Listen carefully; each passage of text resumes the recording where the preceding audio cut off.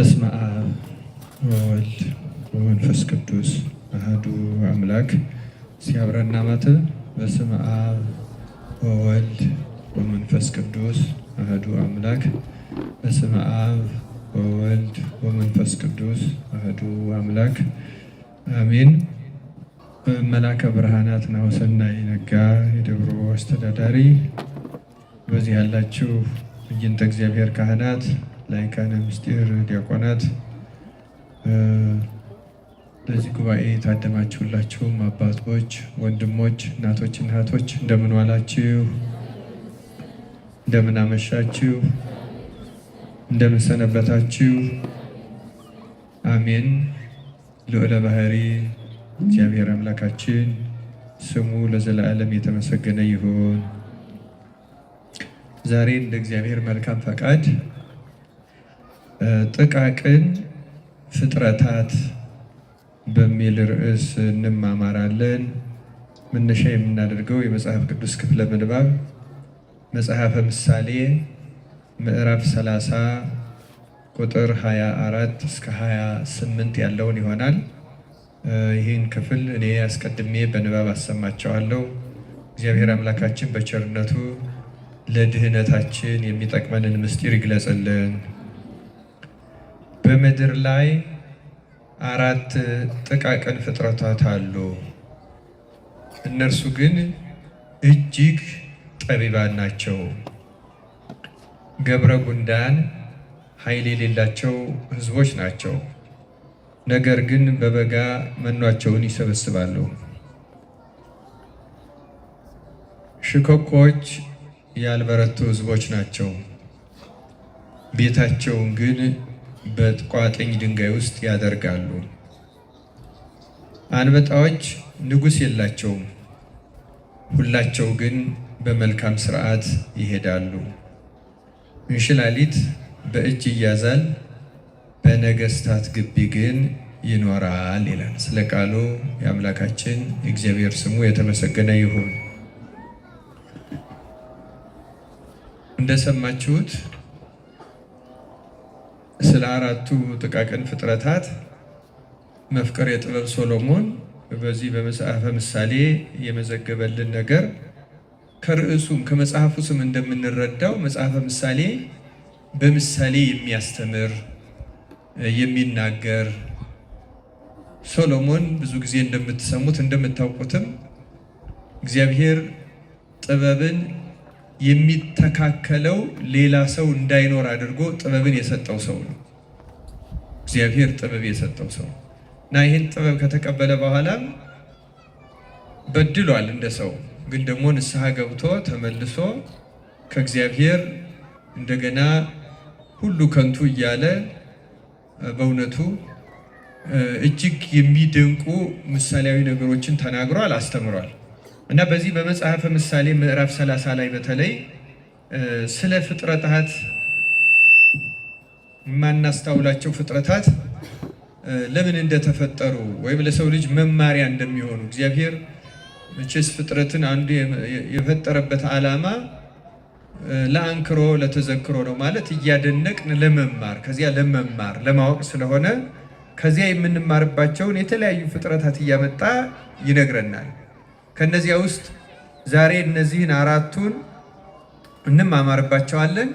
ልዩ የሚያደርጋቸው አንደኛ ጥቃቅን ናቸው፣ ሁለተኛ ከሁሉም እንደሰማችሁት እጅግ ጠቢባን ናቸው ይላል እና ሰው ደግሞ በፍጥረቱ የከበረ ቢሆንም በተለይ ሕያዊት ነፍስ ያለው ስለሆነ መላእክትን በዚህ በነፍሱ ቢመስልም ከመላእክትም በላይ እግዚአብሔር በመልካችን እንደ ምሳሌያችን እንፍጠር ብሎ የፈጠረው አርአያ ሥላሴን ገንዘብ ያደረገ ፍጥረት ቢሆንም ከድቀተ አዳም ከአዳም መሳሳት በኋላ ግን መጥቶም ክርስቶስ ካዳነን በኋላ እንኳ ከዚያ ድካም ወጥመድ ማምለጥ እያቃተን በጥምቀት ያገኘውን ጸጋና ልጅነት ጠብቆ ማቆየት አልችል ብለን እንደገና በብዙ ድካም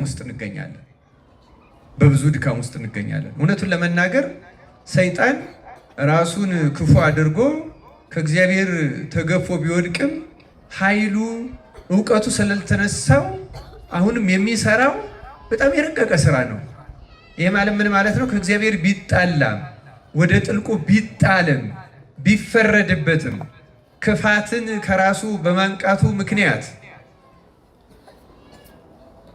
ኃጢአትን ሞትን በማምጣቱ ምክንያት ወደዚህ ዓለም በማስገባቱ ምክንያት የተጣለ ቢሆንም ኃይሉ ግን አልተነሳው እና ክርስቲያኖች አሁንም በዚያ መንገድ ይሰራል እና ሰይጣን እንኳን ከነክፋቱ ሆኖ በዚያ ኃይሉና ትጋቱ እስካሁን ይሰራል። ሰው ግን በጣም ይገርማል። የተፈጥሮውን ያህል ማስተዋል አልችል ብሎ አሁን በብዙ ድካም ውስጥ ይገኛል እና ይህንን ዛሬ ዕለቱ እንደምታውቁት ነገ ማን ነው የምንለው? በዓሉ ማን ነው ነገ? አዎ በደብረ ዘይት ተራራ ላይ ጌታችን ስለ ዳግም ምጽአቱ ያስተማረው ትምህርት ወይም ደግሞ ዳግመኛ የሚመጣ መሆኑን የምናስብበት ዕለት ነው። አሁን 12 ሰዓት አልፏል። ያለፈው የመጻጉዕ ሳምንት አልቆ የደብረ ዘይት በአቆጣጠሩ ተጀምሯል እና በዚህ አገላለጹ እነዚህን አራቱን ፍጥረታትም እንደ ምሳሌ ሶሎሞን የተናገረባቸውን ዛሬ ለትምህርት ያመጣናቸው ከዚህ ጋር በተገናኘ ነው። እነዚህ አራቱ ፍጥረታት በጣም የሚገርሙ ናቸው እና የመጀመሪያው ገብረ ጉንዳን ነው ይላል። ገብረ ጉንዳን ሲነበብ እንደሰማችሁት በምድር ላይ አራት ጥቃቅን ፍጥረታት ካላቸው ውስጥ የመጀመሪያ አድርጎ ነው ያመጣው እና ገብረ ጉንዳንን ሲያብራራ ኃይል የሌላቸው ህዝቦች ናቸው ይላል። በሌላ ቋንቋ ስለ ሰዎች እንደሆነ ራሱ ምሳሌው በግልጽ ይናገራል። ህዝቦች ናቸው አብዝቶ ተናግሯል። ሰዎችን የሚመለከት ነው። ግን ደግሞ እንደዚህ አይነት ሰዎች ደግሞ ጠቢባን እንደ ገብረ ጉንዳን ይሆናሉ።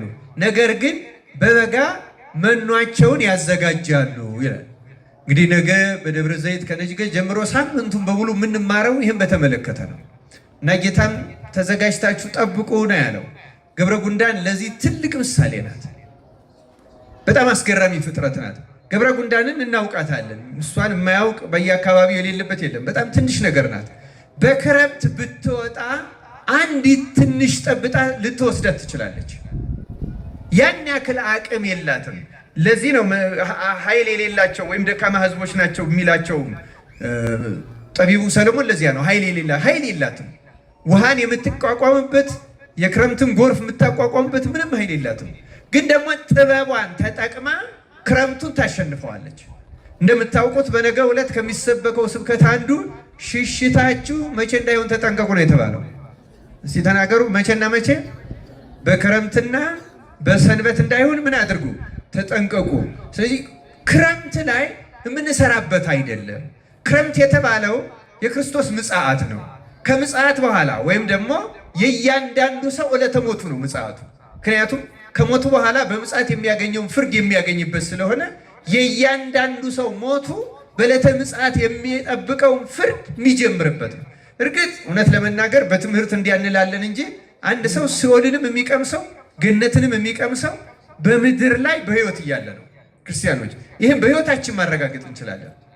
አንድ ሰው በቀንም በሌሊትም እየባዘነ አይምሮ እረፍት አጥቶ ህሊናው ከሐሳብ ወደ ሐሳብ እየተሸጋገረ ሌሊትም እየቃዠ እየተወራጨ የተለያየ ነገር እየመጣበት እያስፈራው እየሮጠ ወይም የተለያየ ነገር እንደዚህ ሰላም አጥቶ የሚኖር ከሆነ ይህን ከመጽሐፍት ያገኘነው ነው፣ ከሊቃውንት ከአባቶቻችን የሰማነው ነው።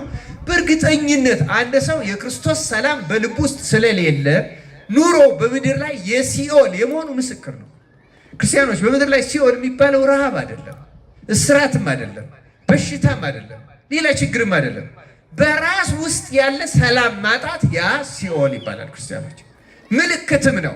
አንድ ሰው በክርስቶስ ሕግ ላለመመራቱ፣ በነፍስና በስጋው እርቅ ላለመፈጸሙ፣ የእግዚአብሔር መንፈስ በነፍሱ ላለማደሩ የራሱ ሰውነትና ሕሊናው ምስክር ነው። እንዲያውም አንዳንድ አባቶች በተለይ እነዚህ ጥንት 4ኛው ክፍለ ዘመን እና 6ኛው ክፍለ ዘመን ድረስ የነበሩ የገዳም አባቶች ሌሊት የምናያቸው የቅዠት አይነቶች ራሱ ይተረጉሟቸዋል። የምን ምሳሌዎች ናቸው? የምን መንፈስ ምሳሌዎች ናቸው ይላሉ።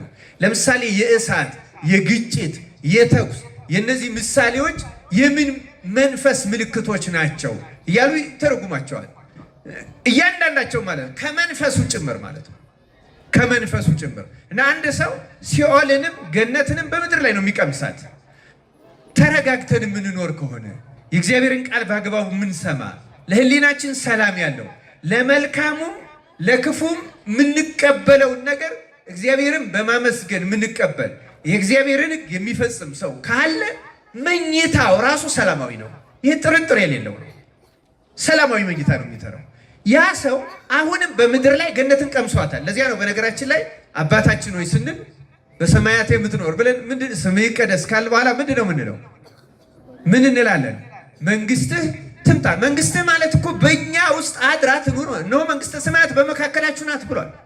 መንግስተ ሰማያት ያለው ራሱ ክርስቶስን ብቻ አይደለም። ክርስቲያኑ ክርስቶስ መጥቶ ለሰው ልጆች የሰጠውን ነፃነት ነው። ሰዎች ከዲያብሎስ ነፃ ከወጡ በተለይ ከመሰረታውያን የኃጢአት እስራቶች ከተፈቱ እነዚህ ምን ናቸው? ስስት፣ አልጠግባይነት ወይም ሆዳምነት፣ አብዝቶ መብላት፣ መጠጣት፣ መልበስ፣ ማጌጥ፣ በምድራዊ ነገር ለመደሰትና ለመርካት መጣር፣ አጠቃላይ ሆዳምነት ነው የሚባለው። አንድ ጊዜ ስለሚበላው ምግብ ብቻ ማለት አይደለም፣ ምድራዊ ነገር ስለመጠቀም።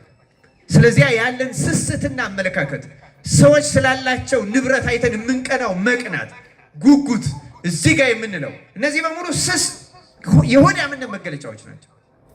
ስስት፣ ሆዳምነት ተለይተው ነው የሚነገሩ፣ ተቀራራቢዎች ናቸው።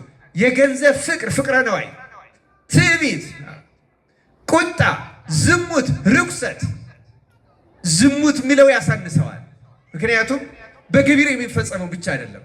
ከዝሙት ጋር በተያያዘ ህሊናችን የሚገጥመው ስቃይ እጅግ በጣም አሰቃቂ አርካሽ ኃጢአት ነው። ዝሙት አጎስቋይ ነው። በነገራችን ላይ ዝሙትንና ለካህናት በተለይ ደግሞ ጸብን ተጣልቶ መቀደስን እኩል ነው የሚታዩት።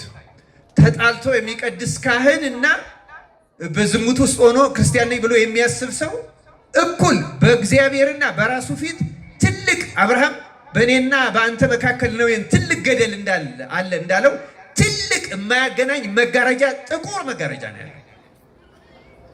ቁጣ እና ከዚህ ጋር እንደው የመጨረሻው ከባዱ የሚባለው ተስፋ መቁረጥ።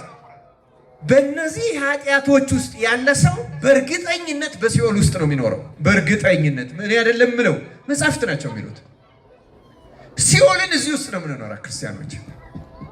የሆነ ቀን ትመጣለች፣ እናውቃታለን። ለዚህ ነው አሁን ለምሳሌ የሆነ ሰው ሰደበን ብለን የሆነ ነገር ተደረግን ብለን ረፍት የምናጣው፣ ስለምንቃጠል የምንንገበገበው፣ ይቅር ማለት የሚያቅተን በእነዚህ የኃጢአት እስራቶች ውስጥ ስለታሰርን ነፍሳችን ስለምትሰቃይ ነው። ረፍት ታጣለች። በነገራችን ላይ እነዚህን ኃጢአቶች ተዋግቶ እግዚአብሔርን ምሕረት ለምኖ በእርጋታ የሚኖር ሰው ደግሞ የእግዚአብሔር መንግስት በውስጡ ያለች። ለዚያ ነው ጌታ መንግስት ትምጣ በሎ ያለው። ይቺ ከኃጢአት እስራት ተፈተን በዚህ ምድር ላይ በሰላም የምንኖርባት እማታስደንቀን፣ መከራም አያስደንቀውም። ለእነዚህ አይነት ክርስቲያን ደስታም አያስደንቀውም። በመጠን ነው የሚኖረው። ክርስቲያኖች ይችን የእግዚአብሔር መንግስት ውስጥ የመኖር ህይወት እንድናገኝ እግዚአብሔር በቸርነቱ ይርዳን። እውነቱ እግዚአብሔር ይረዳናል። እኛንን እንዲያውም ያልረዳ ነው ንስሐ ባለመግባት፣ ከልብ ይቅር ባለማለት፣ እንደሚገባ በእግዚአብሔር ቃል ባለመመላለስ እና ክርስቲያኖች ተመልከቱ፣ ክረምት የተባለው ይህ ምጽአት ነው፣ ሞታችን ነው፣ ሲኦል ነው ሲባል ሩቅ አይደለም ነው ጉዳዩ። ሩቅ አይደለም።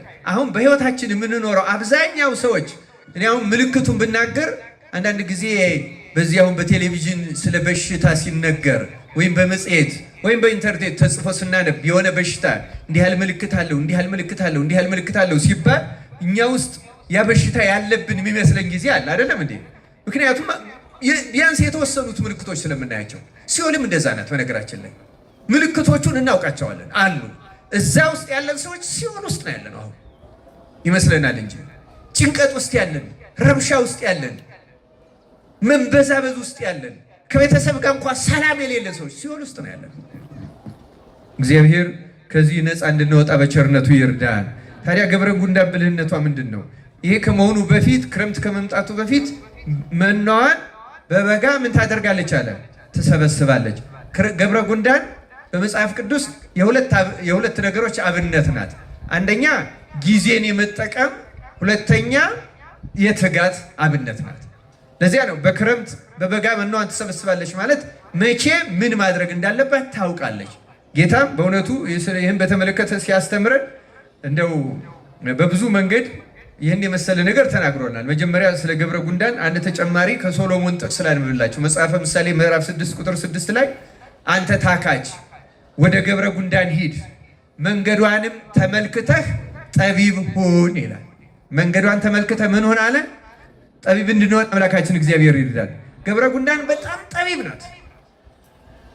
በጣም ጠቢብ ናት። ሰዓቷን ታውቃለች። ምን ማድረግ እንዳለባት ታውቃለች።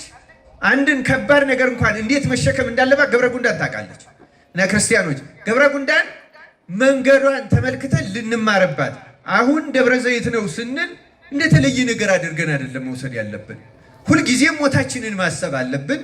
ሁልጊዜ የምንኖርበት ህይወት ማሰብ አለብን። መቼ እንደምንጠራ አናውቅም። ከተጠራም በኋላ ደግሞ ነቢዩ ዳዊት በሲኦል የሚያመሰግንህ ማን ነው እንዳለ፣ በሲኦል ንስሐ የሚገባ የለም። በሲኦል እግዚአብሔርን የሚያመሰግን የለም። በሲኦል የሚመጸውት የለም። በሲኦል የሚያመልክ የለም። በሲኦል የሚሰግድ የለም። በሲኦል የሚያለቅስ ብቻ ነው ያለው። አሁን በምድርም ላይ የምናለቅሰው ምሬት ብቻ። ለምሳሌ አሁን ምልክቶቹን ስንል ትንሽ ምልክቶቹን አንዳንዶቹ ምልክቶች ጨምር አድርጌ መናገር እችላለሁ። ለምሳሌ ትችት ብቻ የሚቀናው ሰው፣ ትችት ብቻ ስለ ማንኛውም ነገር የምንተች ሰዎች፣ ትችት ከቀናን በውስጥ ትችት ትዕቢት የሚባል ትልቁ ኃጢአት እኛ ውስጥ የመኖሩ ምልክት ነው። በነገራችን ላይ ትችት ካለ ትዕቢት በፍጹም አይፈጠርም። ራስን የተሻለ አድርጎ የተሻለ አዋቂ አድርጎ የማየት ምልክት ነው። እና እንደዚህ አይነት ነገሮች ምልክቶች ናቸው። ብዙዎቹ መዘርዘር ይቻላል። ቅድም እንዳሉ ጊዜን ወደዚያ እንዳይወስድብኝ እያልኩ ነው እንጂ እና ገብረ ጠቢብ ሁን ሲባል ማስተዋል፣ መቼ ምን ማድረግ እንዳለብን ማወቅ። አሁን ዛሬ ንስሐ መግቢያችን ጊዜ ነው። በጎላ በተረዳ ነገር እንደ ደብረ ዘይት እንደ ጳጉሜ እንደዚህ ባሉት እናክብረው እንጂ በማንኛውም ጊዜ ክርስቲያን ይህን ነገር ማሰብ ያስፈልጋል። ሁለተኛ የገብረ ጉንዳን ምሳሌነቷ ትጋት ነው። ክርስቲያኖች ስንፍናን ቅድም ከዋና ዋና ኃጢአቶች አልዘረዘርኩትም። አንዱ ስንፍና ነው። በነገራችን ላይ ስንፍና ኃጢአቶች እንግዲህ በብዙ አይነት መንገድ እየተከፋፈሉ ትምህርት ሊሰጥባቸው ይችላል። ለምሳሌ መጽሐፍ ቅዱስ ላይ ቅዱስ ጳውሎስ ይመስለኛል ይቅርታ የማይገባው ኃጢአት ብሎ የሚናገረው አለ። ይቅርታ የሚገባቸው ኃጢአቶች አሉ። ይቅርታ የሚገባቸው ማለት አሁን ስንናዘዝ ሁሉ ማይሰራ ኃጢአት እግዚአብሔር ይፍታ ሲባል በቀላሉ ሚስተሰረዩ አሉ። ግን ተናዘንባቸው ንስሐ ገብተንባቸው ቀኖናችንን ፈጽመን እንኳን ክርስቲያኖች ቀኖናችንን ፈጽመን ስላለፈው ይቅርታ አግኝተን ግን ያ ኃጢአት ከኛ ውስጥ ስሩን ስላልነቀለ ጉቶ ስላልተነቀለ ደግመን እየሰራ ነው ከኛ ጋር ተጣብቆ የሚኖር የኃጢአት አይነት ያ ይቅርታ የማይገባው በሌላ ቋንቋ ይቅርታ የሌለ ሆኖ ሳይሆን ጉቶ ተነቅሎ ካልወደቀ ዘሩ ፈጽሞ ከኛ ልቡና ካልጠፋ ካልተወገደ ለስጋው ደግሞ የማያበቁ ናቸው። አሁን ቅድም የዘረዘርኳቸው ከነዚያ ውስጥ ቅድም ያልዘረዘሩት አንዱ ስንፍና ነው። ስንፍና ልክ እንደ ስስት ልክ እንደ ዝሙት ትልቅ ኃጢአት ነው። መንፈሱም በጣም ከባድ ነው። ለምሳሌ የስንፍና መንፈስ የቀትር ጋኔን ይባላል። መዝሙር 90 ላይ ያለ ከቀትር ጋኔን አትፈራም ይላል። ለምሳሌ ዘይሐድር በረድኤተ ልዑል ወይነብር ውስተ ጽላሎቱ አምላክ ሰባይ ይብሎ ለእግዚአብሔር ምስካዬ ወጽሆናይ አንተ በእግዚአብሔር ጥላ የሚያድር እግዚአብሔርን በማመስገን በሕጉ የሚኖር ሰው እግዚአብሔር መታመኛ የሚለው እንዲህ ያለው ሰው ከክፎች መናፍስት የተጠበቀ መዝሙር 90 በዝርዝር ነው የሚያስረዳ። በአማርኛው መዝሙር 91 ከነዚያ ውስጥ አንዱ ከቀትር ጋኔን አትፈራም ይላል። ከምን አትፈራም? የቀትር ጋኔን የሚባለው የስንፍና መንፈስ ነው። በጣም ክፉ መንፈስ ነው። ሰዎችን ለጸሎት እንዳይነሱ የሚያሰንፍ፣ ለቅዳሴ ገስግሰው እንዳይመጡ የሚያሰንፍ፣ ለጸሎት ለማንኛውም ለምጽዋት፣ ለበጎ ስራ፣ ለይቅርታ ምክንያት እየፈጠረ የሚያልፈሰፍስ በጣም አደገኛ። አሁን ዛሬ የምንሰራው ነገር ነገ ነው የሚያሰኝ። በነገራችን ላይ በቃ ነገ አደርገዋለሁ፣ በቃ የሚቀጥለው ሳምንት፣ በቃ የዛሬ ወር፣ በጣም የሚያዘናጋ በጣም ክፉ መንፈስ ነው ይሄ መንፈስ። የቀትር ጋኔን የተባለ የስንፍና መንፈስ እሱ ነው ይላሉ እነ ወግሪስ የተባለ ገዳማዊ አባት። ክርስቲያኖች ከዚህ መንፈስ እግዚአብሔር አምላካችን በቸርነቱ ይጠብቀን። ገብረ ጉንዳን የዚህ ተቃራኒ ናት። ገብረ ጉንዳን ትጋት ነው ያላት። ጌታ ወደ ፈተና እንዳትገቡ ትጉና ጸልዩ። ወደ ፈተና እንዳትገቡ ምን አድርጉ አለ? ትጉ። ትጋት በጣም አስፈላጊ ነው ክርስቲያኖች። ብዙ ጊዜ አሁን እንደዚህ ቤተክርስቲያን ውስጥ ገብተን የእግዚአብሔርን ቃል ስንማር እና የእግዚአብሔር ቃል ነፍሳችንን ሲመረምርና ኃጢአታችንን አጉልቶ ሲያሳየን ቸርነቱን በተለይ ጠባቂ መላካችን ደግሞ ሲረዳን የእግዚአብሔር ጠባቂ የተመደበልን ጠባቂ መላክ ሲረዳን አንድ ሰው እግዚአብሔር ሲረዳው ቁልጭ ብሎ የሚታየው የራሱ ኃጢአት ነው። የሰው ኃጢአት አያይ። ሰይጣን የቀረበው ሰው ደግሞ የሰው ኃጢአት ነው የሚታየው። እየተማረ እንኳን ይሄ ለነገሌ ነው ያ ለነገሊት ነው እያለ ነው የሚኖረው። በነገራችን ላይ መልአኩ የጠባቂ መልአኩ የቀረበው እግዚአብሔር መንፈስ ቅዱስ የረዳው ሰው የራሱ ኃጢአት ነው የሚታየው። ግን ደግሞ ሰይጣን ምን ያደርጋል መሰላችሁ? ከዚህ በኋላ እንዲህ አደርጋለሁ እንላለን፣ መልካሙን ነገር፣ መጥፎውን ደግሞ እንዲህ አናደርግም የሚል ስሜት ያድርብናል። የመወሰን መንፈስ በውስጣችን ይፈጠራል። ግን እንደወጣን የሚያዘናጋን የስንፍና መንፈስ ነው። በቃ አደርገዋለሁ ግን በዚህ ቀን ነው የሚለው ነገ በጣም አደገኛው በመንፈሳዊ ሕይወት ውስጥ ዛሬ ማድረግ የምንችለው ነገ እንደማለት አደገኛ። ይህን የሚያሰኘው መንፈስ ነው የስንፍና መንፈስ የሚባለው። የቀትር ጋኔን የሚባለው ይሄ ጋኔን ነው። እግዚአብሔር ከዚህ ነፃ ያውጣን። ክርስቲያኖች መቼስ አወቅነውም አላወቅነውም በብዙ ኃጢአቶች የታሰርነን። አሁን ይሄ የተቀመጣችሁበት መሬት ዛሬ በጋ ስለሆነ ሳር ምናምን የለውም። ዝናብ ጠብ ሲል ምንድን ነው የሚያደርገው? ያበቅላል አያበቅልም? ሰውነታችን ማለት እንደዚያ ነው። በነገራችን ላይ አሁን ቃል እግዚአብሔር ስንሰማ ንስሐ ስንገባ ቀኖና ሲሰጠን ኃጢአቱ እንደዚህ የደረቀ ነው የሚመስለን። ግን ከስር አለ ዘሩ አለ ስላለ ነው የሚበቅለው። ክርስቲያኖች ጨርሶ ስላልሞተ ማለት ነው። ይሄ ነው ጨርሶ የማይሞት ኃጢአት። በግዕዝ አነጋገር ጾር ይባላል። እስቲ ጾር በሉ። ጾር ማለት የማይለቅ ቶሎ የማይለቅ ተጣብቆ የያዘ ማለት ነው። ጾር አለብኝ ይላሉ አሁን አባቶች። ጾር አለብኝ ማለት እየተዋጉት ያለቀቃቸውን ነገር የሚያውቁት ማለት ነው። ይሄ ጾር ይባላል። የማይለቅ ንስሐ ገብተንበት ቀኖናችንን ፈጽመን ላለፈው ስርየት አግኝተናል። ጥርጥር እንዳይገባችሁ። ግን ደግሞ ዘሩ ቅድም እንዳልኳችሁ መሬት ሰውነታችን ውስጥ ስላለ ምቹ ሁኔታ ሲፈጠር ብቅ ይላል። እንደገና ዝሙትን እንዋጋዋለን።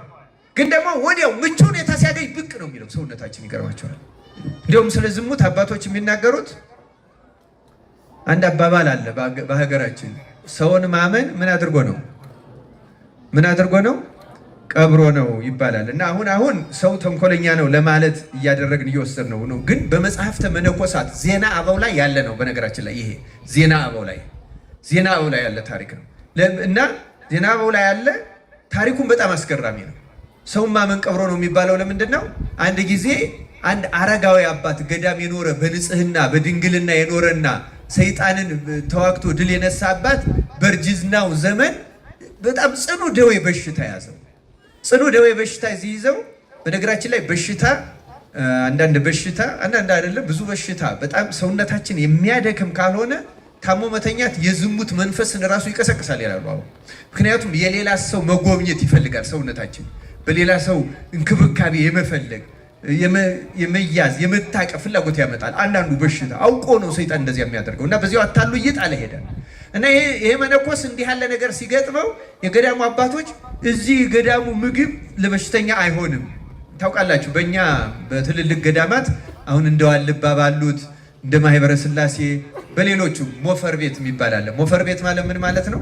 ከገዳሙ ቅጥር ውጭ ለምሳሌ በገዳሙ በዋልባ ቋርፍ የሚበላ ከሆነ አንድ የገዳሙ አባት ቢታመም ሞፈር ቤት ማለት አዝመራ ተዘምሮ እንደ እህል ተጋግሮ ወጥ ተሰርቶ የሚበላበት ማለት ነው። እዚያ ወስደው አብልተው ያድኑታል ማለት ነው። ልክ እንደዚያ ያደርጉታል ማለት ነው። ምክንያቱም እንደ ልደት እንደ ትንሣኤም ሲሆን ሄደው ይፈስኩበታል። በተለየ ሁኔታ ገዳሙ የተለየ ቃል ኪዳን ኖሮት ያ ከገዳሙ የታዘዘው መቁንን ብቻ የሚበላበት ሲሆን በዚያ ለመነኩሴው የተለየ ነገር አይደረግለትም። አንዳንዱ እንደዚህ የሌለው ደግሞ ምን ያደርጋሉ? ወደ መንደር ይወስዷቸውና ከምዕመናን አስጠግተው ምግብ በልተው ታክመው እንዲድኑ ያደርጓቸዋል። ታዲያ ይህንም ሽማግሌ መነኩሴ በጣም ያረጀ የደከመ መነኩሴ ወደ መንደር ወሰዱት እና አንዲት ሴት ክርስቲያን አግኝተው ከእሷ አስጠግተው 2-3 ቀን ጠበቁት። አሁን አባታችን እሷ ምግብ እየሰራች ሰጥታህ እንድትድን እንፈልግ ነበረ። እኛ እዚህ እንዳንሰነብት ጾር ይነሳብናል። ጾር እየሰማችሁ ነው አይደለም? ስለ ጾር ነው እየነገር አንተንም ትህተንህ እንዳንሄድ ጾር እንዳይቀሰቀስብህ ፈራል። በአብዛኛው በግዕዝ ጾርን ለዝሙት ይሰጡታል። እንደው የታወቀው ስለሆነ ነው እንጂ ሁሉም ጾር ነው። ማይለቅ ተጣብቆ የሚኖር ሁሉ ጾር ነው የሚባል እና ምን እናድርግ ሲሉት እሱ ምን አለ? እንዴ እኔ የማየው ሙቼ ለሞት ቀርቤ በእድሜም አርጅቼ በበሽታውም ተዝይዤ ከዚህ በኋላ ምን ይሆናል ብላችሁ ነው? እናንተ ወደ ገዳማችሁ ሂዱ፣ ሲሻለኝ ይመለሳለሁ አላቸውና አሰናበታቸው። በኋላ ይቺ ሴትዮ ተንከባከባችሁ፣ ለነፍሷ ብላ ረዳችው። ሰይጣንም እየለቀቀው ሄደ፣ ዳነ። ጾር ተነሳበት። ያረጀ ሽማግሌ ጣለው። ደግሞ ሴትይቱ አረገዘች። አዘነ። እውነተኛ ተነሳሂ ስለሆነ በድቀቱም አዘነ፣ በመረገዙም አዘነ። እስከምትወልድ ጠብቆ ልጁ ከተወለደ ክርስትና ከተነሳ በኋላ ልጁን ሽኮኮ ብሎ ወደ ገዳሙ ተመለሰ። ወደ ገዳሙ ተመልሶ ንስሐ ሲገባ ምንድን ነው ያደረገ? የወለደውን ልጅ ተሸክሞ ይኸው ያ ሞቷል ያልኳችሁ ያ የሞተው ሰው ድኖ እዩት ተመልከቱት እያለ ልጁን ራሱ አድርጎ በገዳሙ አባቶች እየዞረ ንስሐ ገባ። የዛ ጊዜ ነው ለካስ ሰውን ማመን ቀብሮ ነው። ሞቷል እኮ ሰውየው፣ ግን ስላልተቀበረ ተነሳ፣ ዳነ፣ ለድቀት ደረሰ። ሰው ካልሞተ በቀር ከዝሙት ጾር ነፃ አይሆንም። በእውነት ለመናገር እግዚአብሔር መንፈስ ቅዱስ ረድቶት ካላጠፋለት በቀር ለብዙዎቹ ቅዱሳን አጥፍቶላቸዋል። አሁን በግብፅም አንድ ሌላ አባ ገብርኤል የሚባል ፓትርያርክ፣ እንደውም ስንክሳሩ ታሪኩ በዚህ በየካቲት ወር ነው፣ ቀኑን ረሳሁት እንጂ በጣም ትልቅ ታምር የሚያደርግ ጸጋ የተሰጠው ትልቅ መናኝ ነበር። በኋላ መንፈስ ቅዱስ መረጠውና ፓትርያርክ ሆነ። ፓትርያርክ ሆኖ በጣም የሚገርመው ነገር በግብፅ ስርዓታቸው ከገዳማቸው ነው የሚኖሩ። የአስተዳደር ስራ ካለባቸው ሄደው ሰርተው ወደ ገዳማቸው ይመለሳሉ እንጂ ከተማ አይሰነብቱም። ምክንያቱም ፈተናው ይፈሩታል። የገዳማቸውም ስርዓት እንደዚያ ነው። ሌላው ቀርቶ ጳጳሳቱ የግብፅ ልብስ የሚያለብሳቸው ገዳማቸው ነው እንጂ በግል ገንዘብ ገዝቶ መልበስ የሚባልም የለም። በዚያ አይደረግም። ምክንያቱም አንድ ጊዜ እነሱ ራሳቸውን ለቤተ ክርስቲያን ሰጥተዋል። ታዲያ ይህ አባት ፓትርያርክ ከሆነ ወደ ከተማ ለስራ ሲመላለስ የዝሙት ጾር አስቸገረው እና በጣም ተጋዳይ ስለሆነ ይጾማል፣ ይጸልያል፣ ይሰግዳል፣ ቸርነት ያደርጋል፣ ተግቶ ይሰራል። ቢያደርገው ግን አልጠፋለት ሲል ለአንድ ገዳማዊ ትልቅ አባት ሄዶ ተናዘዘለት። እንደኔ እናንተም ብላችሁ መንፈስ ቅዱስን ብሎ ተወስጄ በዚያ ኃላፊነት ተሾሙ፣ ግን ወደ ከተማ መውጣት መግባት ከጀመርኩ በኋላ የጾር አልጠፋልኝ አለ። ምን ላድርግ አባቴ? ይህን አደረግኩ አልጠፋልኝ አለ። ፓትርያርኩ እንደዚህ ብሎ ንስሐ ገባ። ያ ገዳማዊ አባት መከረው። እንዲህ ያለውን ጾር እግዚአብሔር ነቅሎ የሚጥልልህ በትህትና ስራ ነውና የትህትና ስራ አለ። ፓትርያርክ ምን እንዳደረገ ታውቃላችሁ? በዚያ በገዳም ነው የሚኖረው። በገዳሙ ያሉትን የአበውን የሽማግሌዎቹን እንዳሁኑ እንደምታውቁት ዘመናዊ ሽንት ቤት የለም። እንደዚህ ገዳማውያኑ ከበዓት አይወጡም። ሽንታቸውን የሚቀበሉበት ዕቃ አላቸው። ከዚያ ለረዳቸው ከውጭ ያስቀምጡታል። ሌላም ብዙ ቆሻሻዎች አሉ በገዳም። እነዚያን በሌሊት እየተነሳ እየጠረገ ሩቅ ቦታ እየወሰደ እየደፋ የሚያፈሰውን እያፈሰሰ 2 ዓመት ፓትርያርክ ሆኖ በድብቅ ማንም ሰው ሳያውቅ ሰው ሳያየው የገዳሙን ቆሻሻ እየጠረቀ እየወሰደ። ምክንያቱም ቀን ጠርገዋለሁ ቢል ፓትርያርክ ስለሆነ የሚያስጠርገው የለም። ሁሉም ተረባርቦ ይቀመዋል። ግን የትህትና ስራ እግዚአብሔር ስለሚሆን ተደብቆ 2 ዓመት ይሄን አደረገ። ከ2 ዓመት በኋላ ጌታ ትህትናውን አይቶ የዝሙትን ጾር አጠፋለት፣ እንደ እግዚአብሔር መልአክም ሆነ ይላል። እግዚአብሔር እንደዚህ አድርጎ ነፃ የሚያወጣቸው ብዙ ቅዱሳን አሉ። ነፃ ያወጣቸው እግዚአብሔር እንደዚህ ነፃ ካላወጣ በቀር በእውነቱ ጾር ቶሎ አይጠፋም። እግዚአብሔር በቸርነቱ ነቅሎ ይጣልልን። ክርስቲያኖች ምንድነው የምናደርገው ልትሉ ትችላላችሁ። አሁን ከዚሁ ከግብረ ጉንዳን ሳልወጣ የትጋት ምሳሌ ስለሆነ፣ ምክንያቱም ምጽአት ሌላ አይደለም። ምጽአት ኃጢአትን ተዋግቶ ድል ላልነሳ ሰው ሲኦል ነው፣ ድል ለነሳ ሰው ደግሞ ገነት ነው። ሌላ ምንታዊ የለም። እንዴት ነው ድል የምንነሳው? አሁን ይኸው በበጋ መኖዋን ታከማቻለች ነው የሚለው ገብረ። ምን አይነት መኖ ነው አሁን እኛ መሰብሰብ ያለብን?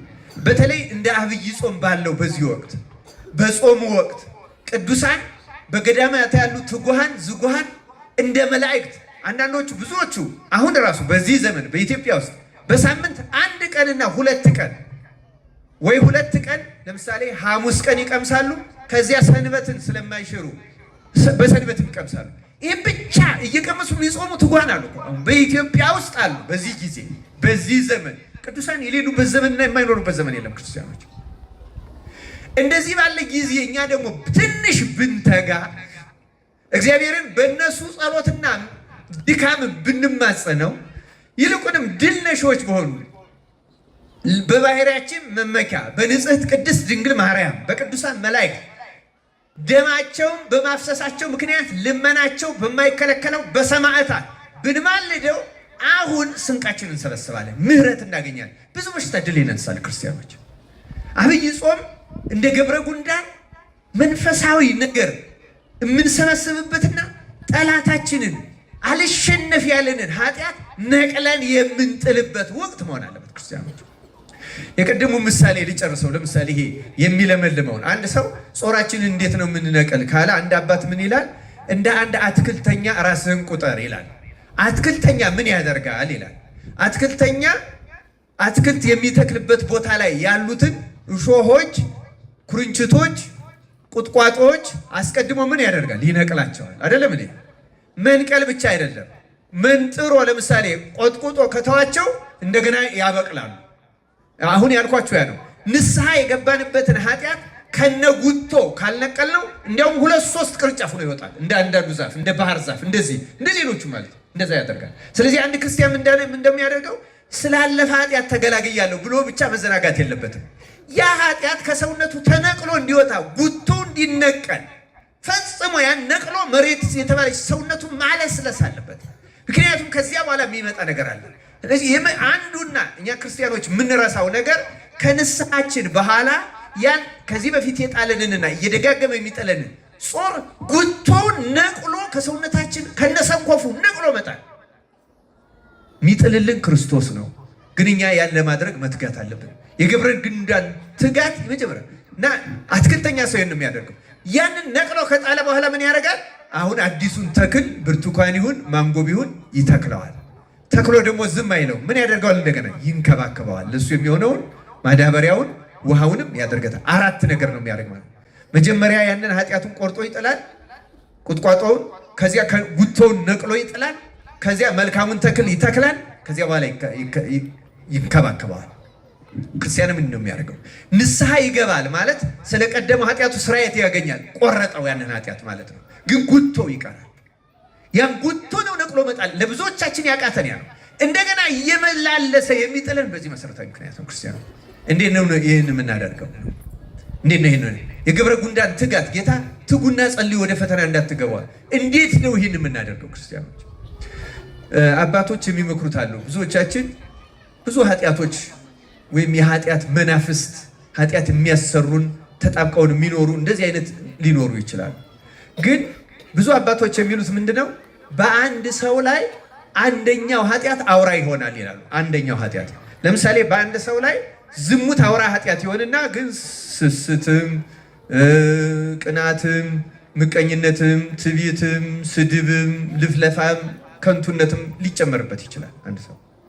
አሁንም ያልዘረዘርኳቸው በአንደኛው ላይ ደግሞ ትዕቢት አውራ ይሆንና ውሸት፣ ቅናት፣ ቁጣ፣ ሌሎቹ ይኖርበታል።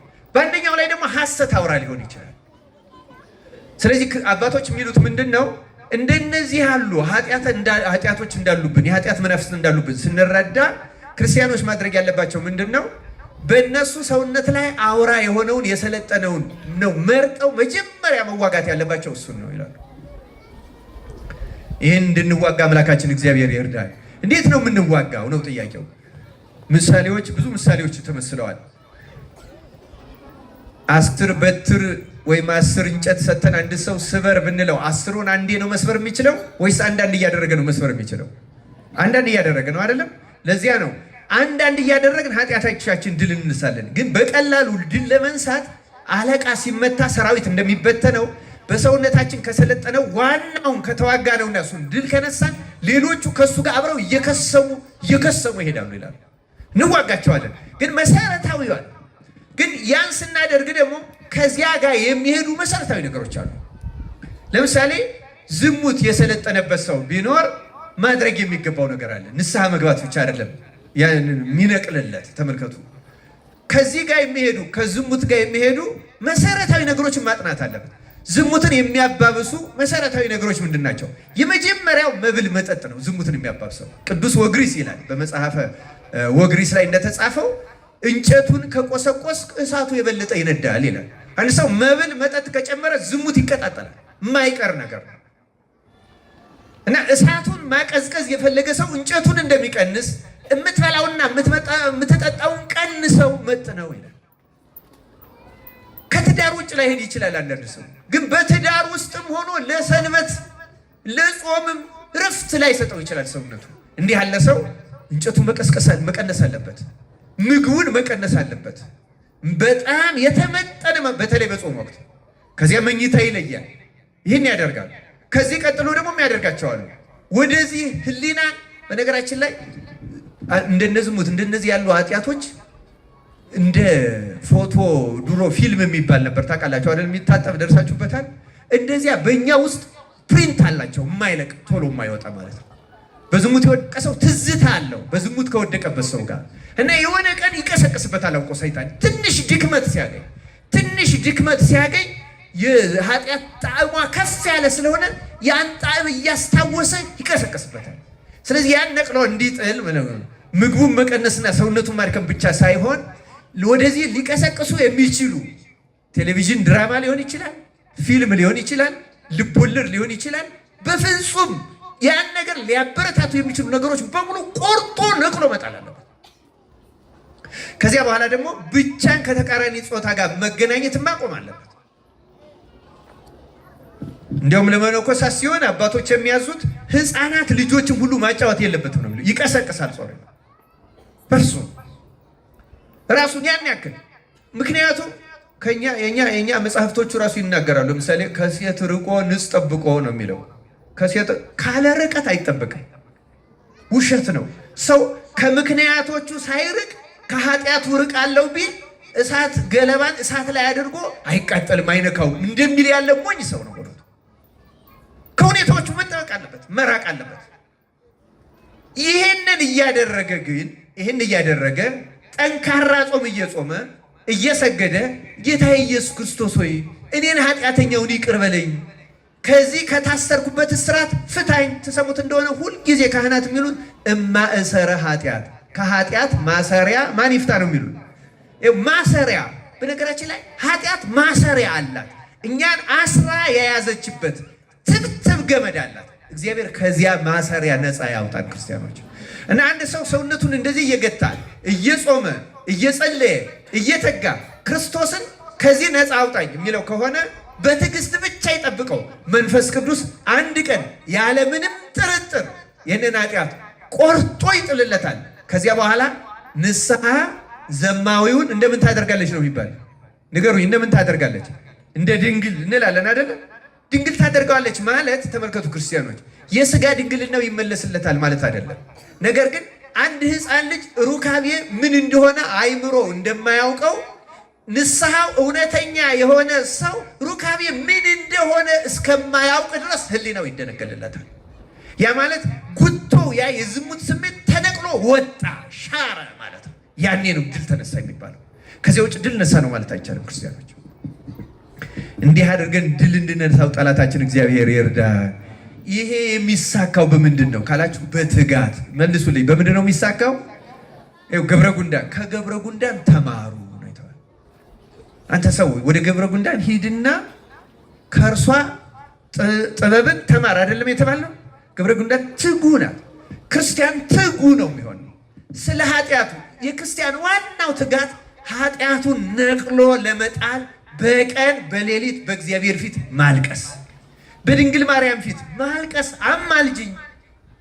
ታውቃላችሁ መቅደስ ውስጥ ገብታችሁ ስታስቀድሱ መቅደስ ውስጥ ያለው ስዕል የማን ስዕል ነው? መንበሩ ላይ ያለው ስዕል የማን ስዕል ነው? በኦርቶዶክስ ትውፊት መሰረት የቅድስቱ ግድግዳው ዙሪያውን የቅዱሳን ስዕል ይሳላል።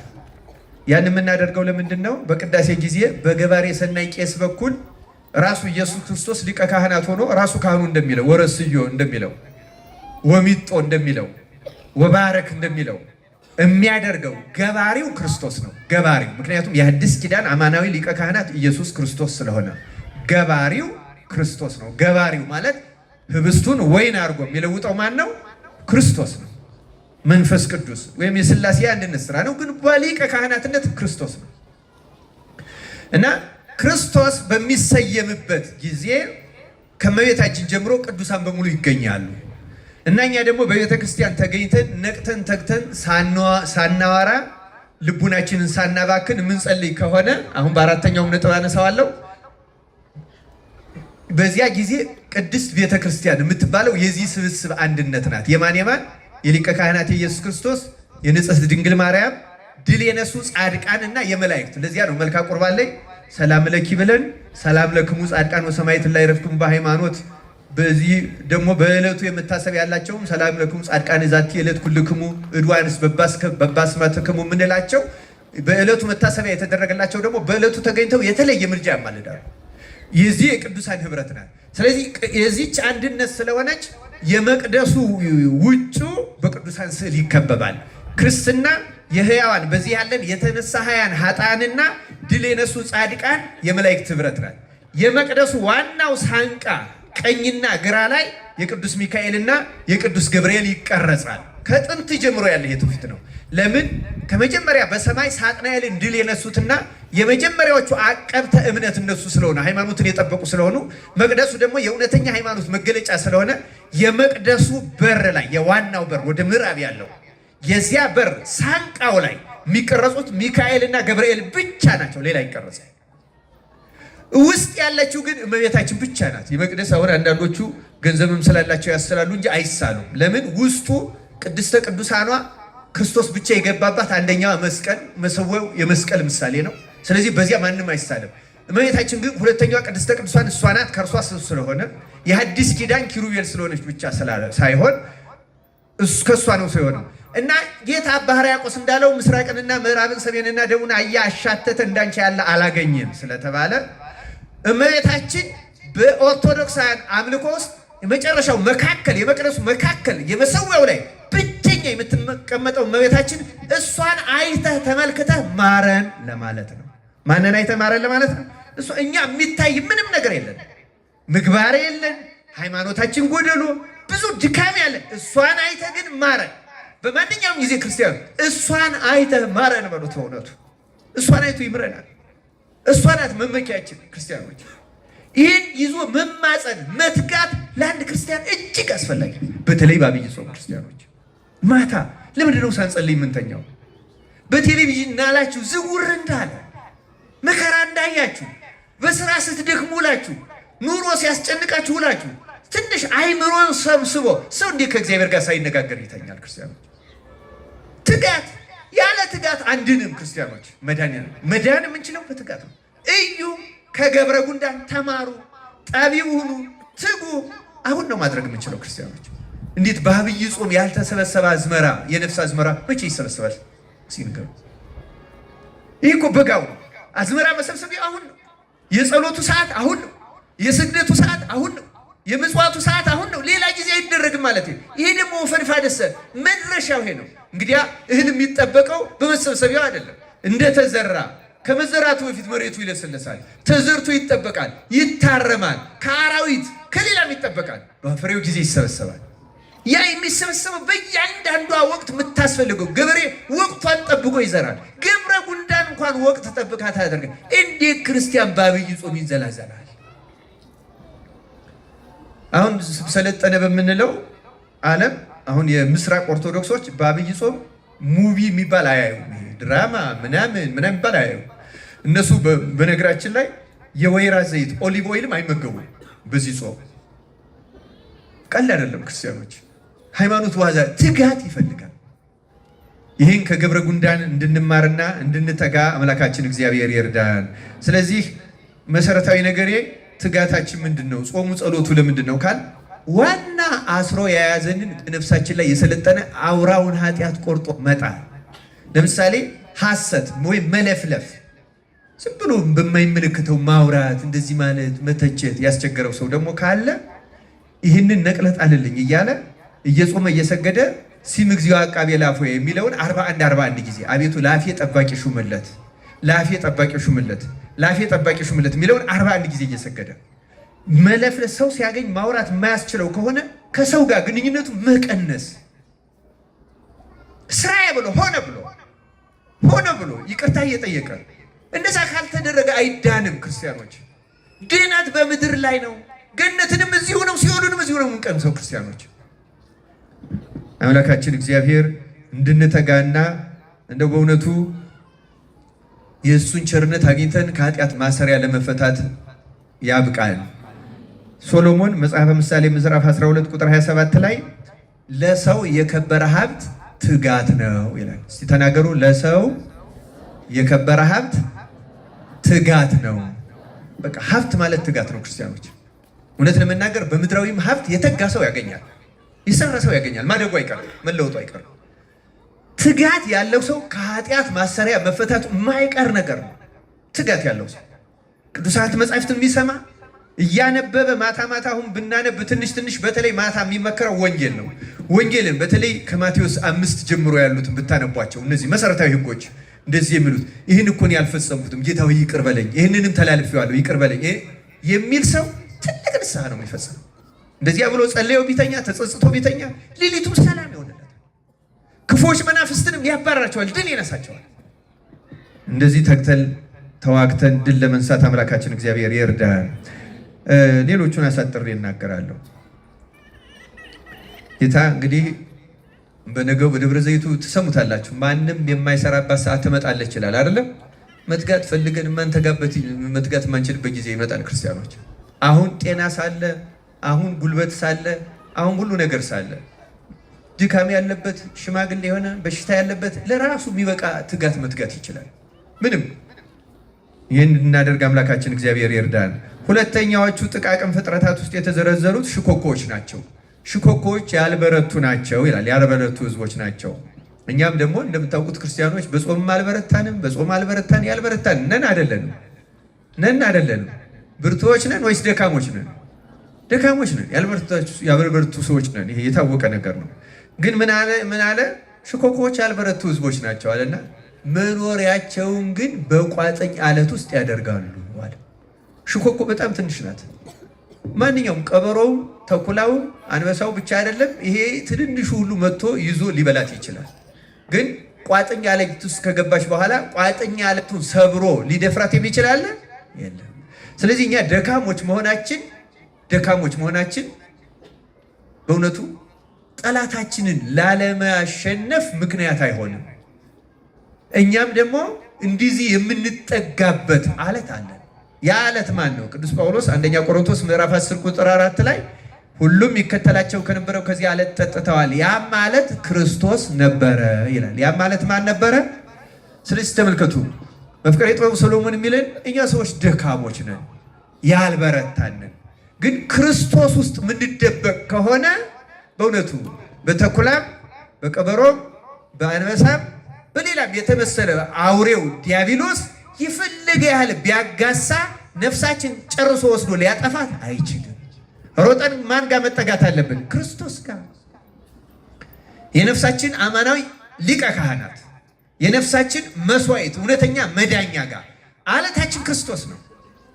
አለት ስልጣነ ክህነትም ነው። ክርስቲያኖች ስልጣነ ክህነት አለት ነው፣ የማይደፈር አለት ነው። ክርስቲያኖች ጴጥሮስን ጌታ ምንድን ነው? አንተ አለት ነህ፣ በዚች አለት ላይ ቤተክርስቲያንን ምን አደርጋታለሁ? ሰራታለሁ፣ የሲኦል ደጆችም አይችሏትም። አሁን ለካህን ትልቁንም ትንሹንም እንደው መናገር በሚያስፈልግ ጊዜ መናገር የሚያስፈልገው ለምንድን ነው? ሰይጣን እንዳይከሰን ምክንያት ካህን ፈቅዶለታል ይላል ጠባቂው መልአኩ። ይሄ ማለት ኃጢአትን ካህን ይፈቅዳል ማለት አይደለም። እንዲያው አሁን ጾም ጠዋት መብላት ያለበት ሰው ቢኖር በበሽታ ምክንያት ተፈቅዶለታል፣ በቀኖ ነው። ግን ጽነት ካለበት ይናገረው። ሌላ በጣም የሚያስቸግረን ማድረግ የነበረብን ግን ለምሳሌ አንዳንድ ሰው ሰውነቱም ደህና ሆኖ ጾም የማይችል ሰው አለን አይደለም? እንደዚህ አይነት ሰዎች እርግጥ ጾምን የሚሻለው መልመድ ነው። ምክንያቱም ያለ ጾም የመዳን ተስፋም የለም እውነት ለመናገር። ምክንያቱም መሰረታዊ ኃጢአቶችን ለመንቀል እንደ ጾም ያለ መድኃኒት ስለሌለ፣ ጾም አባቶች እንደሚሉት የዛገ ብረትን ዝገቱን ለማስለቀቅ አንጥረኞች ብረቱን ምን ውስጥ ነው የሚጨምሩት? እሳት ውስጥ ጨምሩታል አይደለም? እሳቱ ማለት ጾም ነው። በነገራችን ላይ በእኛ ውስጥ አሁን ቅድም ያልኳቸው የተጣበቁ ኃጢአቶች ለማስለቀቅ ጾም መሰረታዊ ነገር ነው።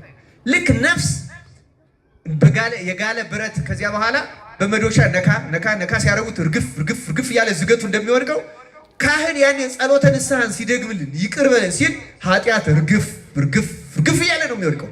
መጾም በጣም መድኃኒት ነው እና ለጥቂት ጊዜ ልንብረከረክ እንችላለን። ግን ጥሩ ለካህን ከተናገርክ ደግሞ ይመራሃል ካህን።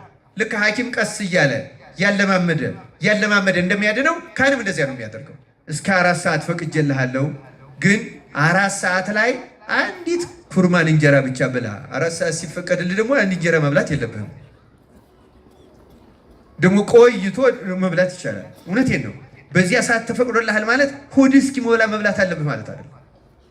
አቃተው ነፍሱን ሰውነቱን ለማስታገስ ያህል ብቻ ይብላ፣ ይፈቀድለታል። ከዚያ በኋላ ደግሞ ከዚያች እየቀነሰ ያችን ሰዓት ያስተዋዋል ካህኑ። እየገፋ ወደ 6 ሰዓት ያደርሰዋል፣ እየገፋ ወደ 7 ሰዓት ያደርሰዋል። ከዚያ በኋላ የጸጋ እግዚአብሔር ራሱ እየተጨመረ እያጸናን ሰው በእንጀራ ብቻ አይኖርም ወደሚለው ኃይል እንመጣለን። እና ክርስቲያኖች ጾም በጣም መሰረታዊ አስፈላጊ ነገር ነው። ግን ዋናው መጠጊያችን ስልጣነ ክህነት ነው። ሽኮኮውን እያብራራው ነው። ሽኮኮዎች መኖሪያቸውን ቋጥኛ ለተረክ ካህኑ ጋር ስትጠጋ፣ በፈቃደ ካህን ስትመራ፣ በእውነተኛ ሐኪምህ ስትታከም ትድናለህ። ሰይጣንን ድል ትነሳዋለህ።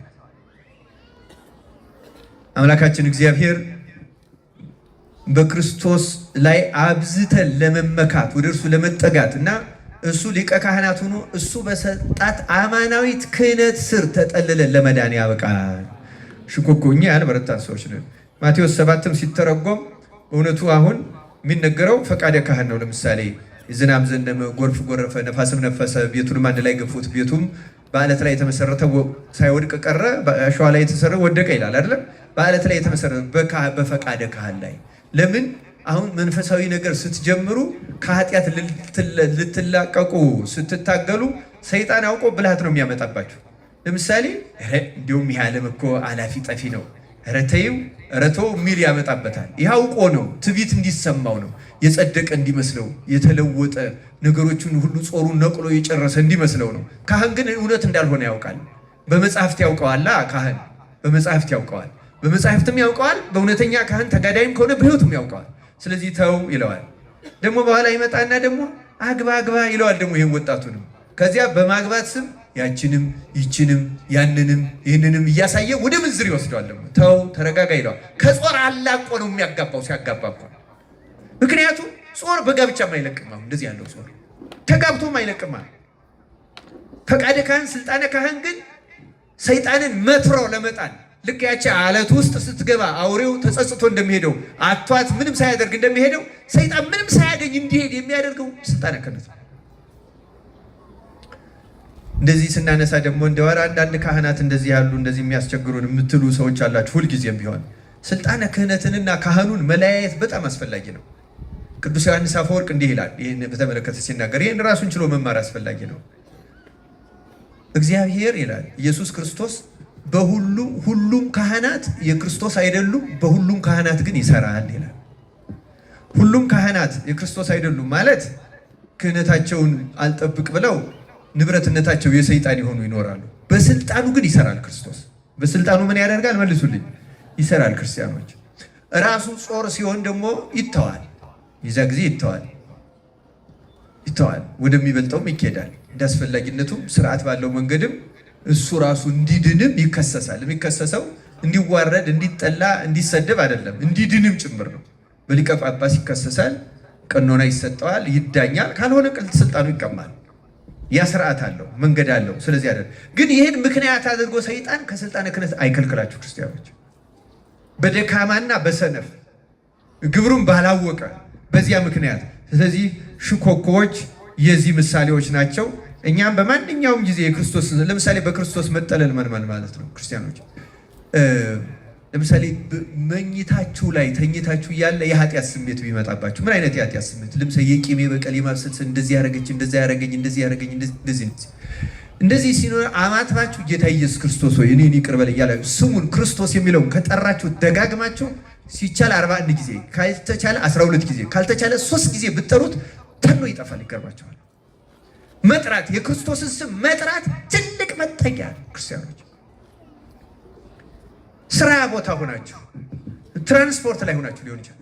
በማንኛውም ጊዜ የሚመጣባችሁን ፈተና በልባችሁ ውስጥ የክርስቶስ ስም መጥራት እግዚኦ መሐረነ ክርስቶስ የለመድነው ነገር ነው። ግን በግል አድርጋችሁ እዚህ መጽሐፍ ላይ እንዳለው ቀራጩ እንዳለው ጌታ ኢየሱስ ክርስቶስ እኔን ኃጢአተኛውን ይቅር በለኝ እንዳለ ደረቱን እየደቃ ይችን የሚል ሰው የክርስቶስ ስም ትምክህት አለት ሆኖት በህሊናው እየተጉላላ ካስቸግረው በሽታ ይፈወሳል። የዝሙት ስሜት ይመጣል። ሌላም የስርቆት ሊሆን ይችላል። እነዚህ የክርስቶስን ስም አምባ መጠጊያ መተለያ እናደርገው ክርስቲያኖች። ውጊያ ማለት ይሄ ነው።